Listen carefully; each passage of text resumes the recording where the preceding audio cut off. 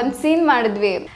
ನಾಳೆ ಮದುವೆ, ನಾಳೆಯಿಂದ ಅಕ್ಕ ಇರಲ್ಲ ನನ್ನ ಜೊತೆ ಜಗಳ ಮಾಡೋದಕ್ಕೆ ಅಂತ ಒಂದು ಇಮೋಷನ್ನ ಇಟ್ಕೊಂಡು ಒಂದು ಸೀನ್ ಮಾಡಿದ್ವಿ.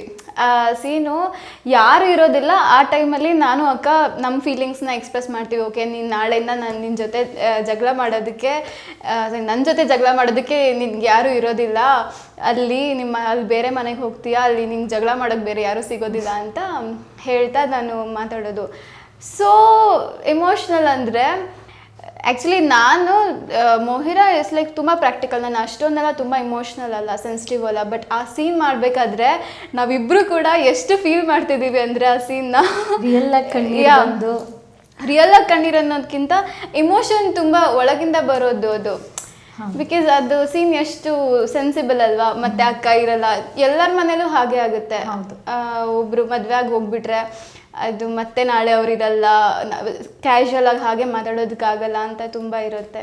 So it is memorable scene.